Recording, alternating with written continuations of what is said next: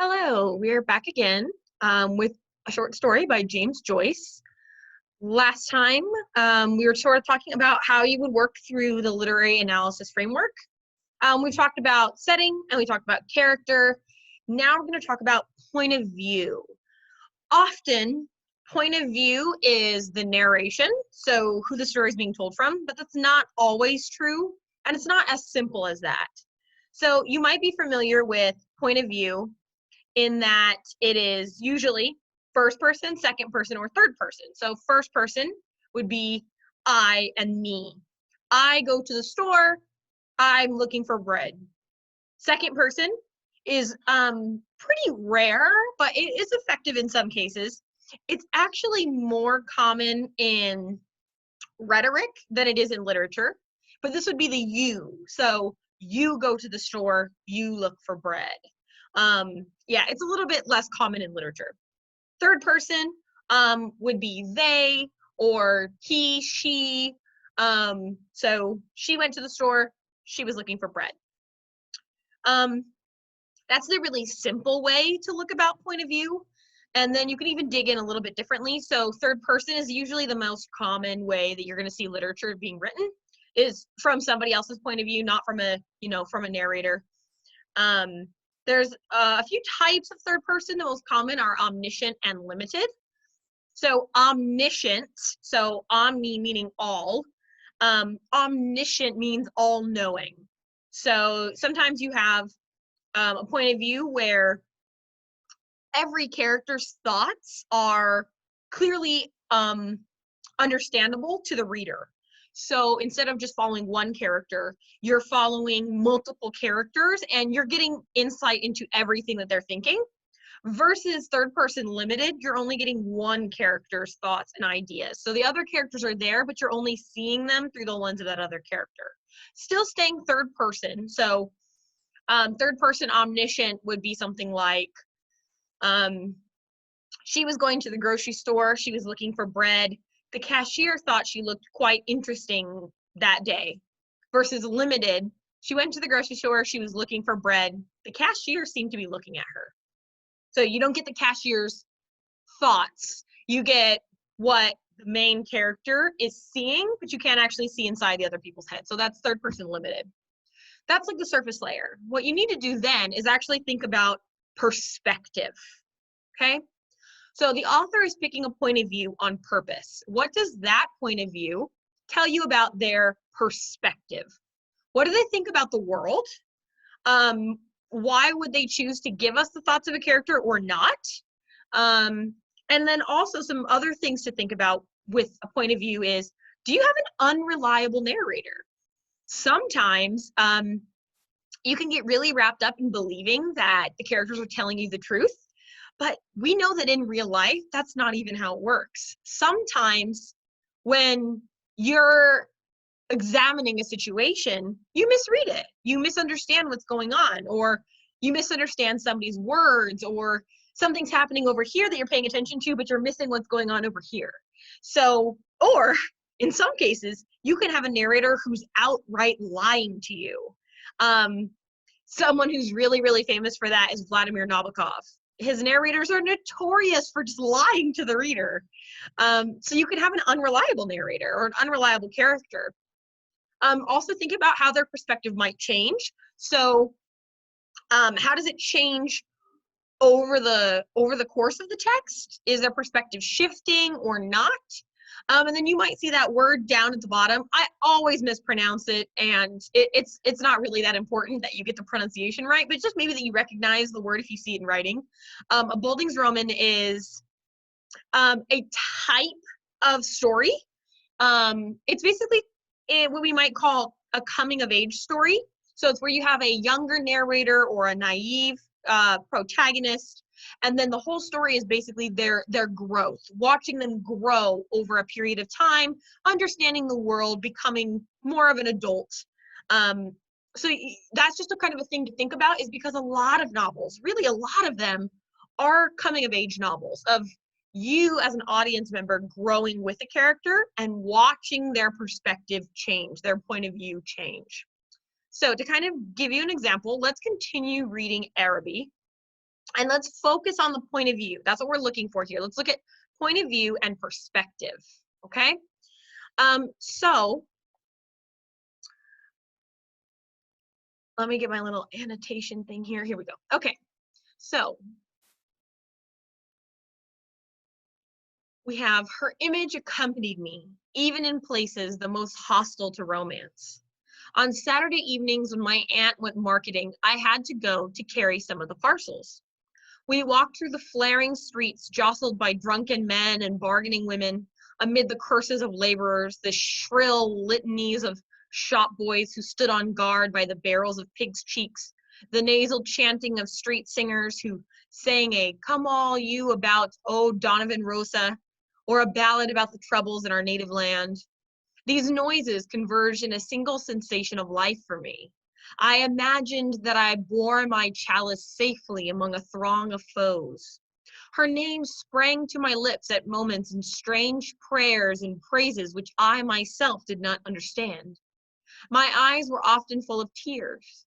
I could not tell why. And at times a flood from my heart seemed to pour itself out of my bosom. I thought little of the future. I did not know whether I would ever speak to her or not, or if I spoke to her, how I could tell her of my confused adoration. But my body was like a harp, and her words and gestures were like fingers running upon the wires. What a great section to think about perspective here. So if we look at the first level, let's think, is this first, second, or third person? It's pretty easy because we have here I. We have the first person pronoun. Now we might want to think, okay, so is this narrator, what are they telling us about the perspective of the world? Well, let's just look at this overall. The first thing he tells us is her image accompanied me. Remember that obsessive quality is still kind of there. But look at his perspective of the world. Remember how I said earlier that some people, they look at something and they only see what's going on over here, but not what's going on over here. This young boy sees everything that other people might not. He's very attuned to what's going on around him.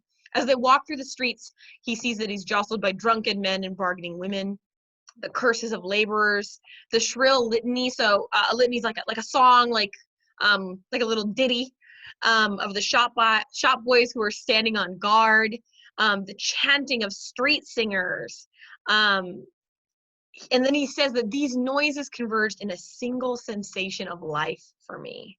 And he has this vivid imagination that he sees himself as almost like this hero passing through this field of enemies. So let's think about his perspective. What is his perspective of the world? He's so focused on sensation. He's very in tune with noises and the view of what's going on around him. He's in his own little world almost. What's his perspective of the world? He's in his own imagination. He's created this own world for himself. He even tells us that he thinks of her in these times when he's supposed to be carrying these parcels. He's thinking about everything else. He then tells us that her name would spring to his lips at moments in strange prayers, which I myself did not understand. So remember what I said is about giving us the insight to the character's thoughts. He's really exposing himself here and being vulnerable with the reader, with the audience. Of course, this isn't a real person. But he's saying, he's like, I don't understand what's happening. I don't understand what's happening to me. I would find my eyes full of tears, and it would seem that my heart was going to pour itself out. So we're getting this really internal thoughts of a young boy. Now, if you're thinking about what you might assume about stereotypes of young men, especially in Western culture, it's quite rare that we see depictions of men, especially young men, expressing feelings in such a visceral way.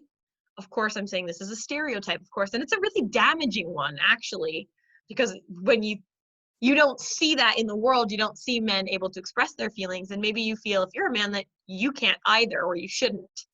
And so he's really a vulnerable, sensitive kid. He's very sensitive to what's going on, and We're getting his perspective of the world. He doesn't understand it. He doesn't really understand why he's feeling like this. You know, his heart would just pour itself out.